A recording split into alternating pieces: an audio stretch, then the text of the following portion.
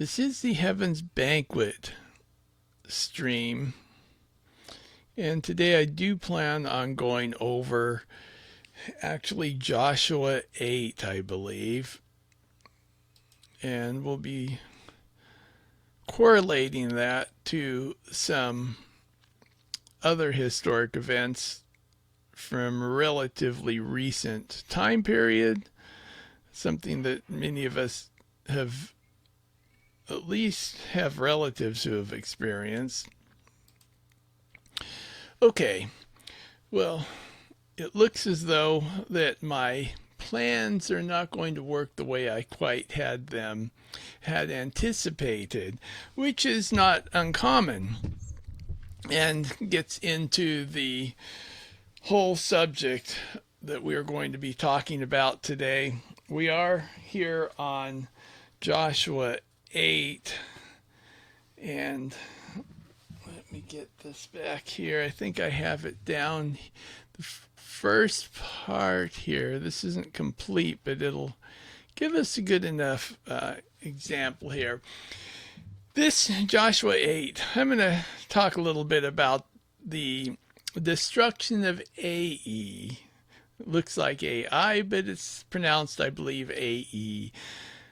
In Joshua 8, it says, "Then the Lord said to Joshua, do not be afraid, do not be discouraged. Take the whole army with you and go up and attack Ai, for I have delivered into your hands the king of Ai."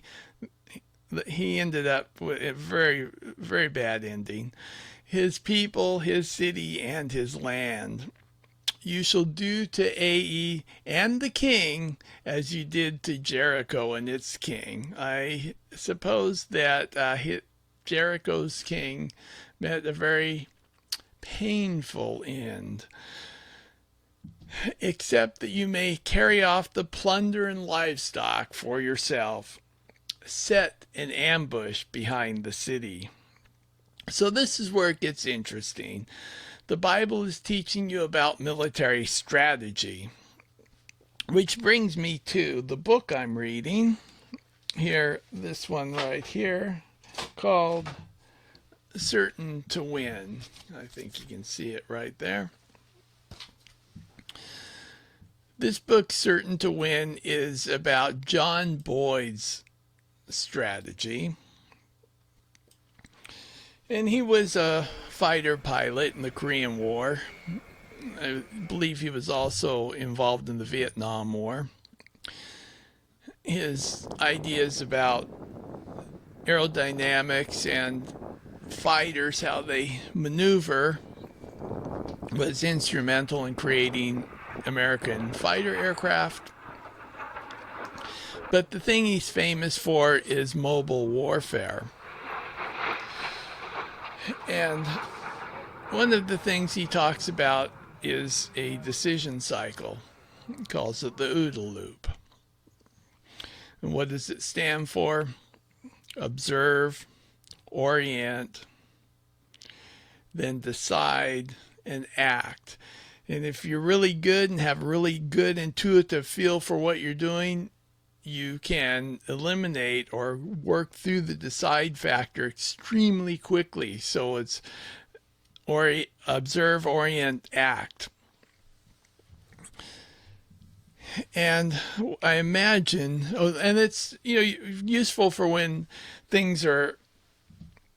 you don't have all the information and things are happening quickly. There are also a lot of abrupt changes that you have to deal with. And I imagine the people of Ai were quite surprised when they realized that their city was being burned behind the army. So what Joshua did, is he did a frontal attack, and the book talks a little bit about this. Frontal attack, your standard forces, your traditional forces. The people of the army of Ai, they thought, hey, we're going to get these people, and they engaged. And then the forces of Joshua fell back. They did a feinted retreat, or a baited retreat, where they acted as though they were routed by the people of Ai. However, they had a whole bunch of people behind the city just waiting for that, as the people of Ai rushed out to engage them and slaughter them on the battlefield. Their main group, their main focus, which is what this book, that's one of the points of this book, is focus. It's an important part. The main focus of the whole operation came in, sacked the city, burnt it. As the army was engaging the enemy turned around and attacked them. They turned around and looked, and the whole city was burnt. It's like, where do you go? Then they came from the city to attack. They came from the front to attack. The people of Ai didn't really have much of a chance. And then to finish it off, they went in and killed everybody. But the good thing is they got to take the plunder and the livestock, so it enriched them considerably, I'm sure. And as for the king, he got impaled. So not a happy ending for him. In the olden days, if you lost, it was a very, very, very bad thing. Worse, I think, than it is today. Now we try to get a treaty, and at least, all of our people aren't killed. But this brings me to an interesting point. At that time in history, I think that they were quite worried about plagues and pandemics, especially when they would go into a city. So I imagine that the forces of Joshua did some reconnaissance before they did the whole battle thing, especially if the Lord said they could take plunder and livestock. When there's a plague and the Lord says you can't do that, if you do, then you're executed when you get back to the camp. You take a little gold, you take a little something. Was not highly looked upon when there were plagues in the city. So we have this interesting description of war and how to conduct war here in the Bible. It may not have as much to do with business or daily lives, but it is certainly something to think about if we look back at our history and how our history has shaped our current situation and our views and opinions of the world, especially how our political system is shaping up. I'm not saying it's bad or good. I'm just saying that it influences how we think. I believe that is going to be all for this evening. It looks like I have only had approximately one viewer, but this is to become accustomed to speaking for approximately 20 minutes. That's kind of my goal, is to get to where I can do a monologue for 20 minutes. I thought if there were other people on here and there was some chat going on, that it would be much easier to interact and to talk about things, because the chat would prompt my behavior.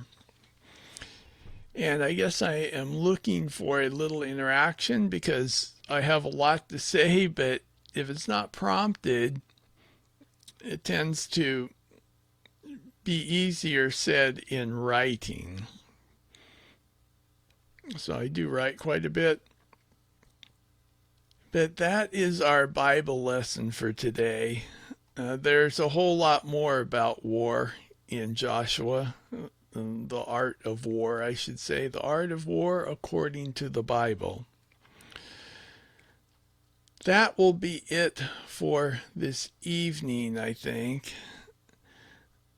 I do see there is at least one person viewing and following, so I do appreciate that. Thank you very much. I will try to be on. I'm going to try to do this at least weekly. And if you do have any questions, I will try my best to give you my insight. And otherwise, I'm going to be signing off quite soon. Okay, well, thanks for joining me. I am wishing here, I'm in California, so it's an evening. So I am wishing you a very good evening, the best in life. Have a wonderful week. Bye bye.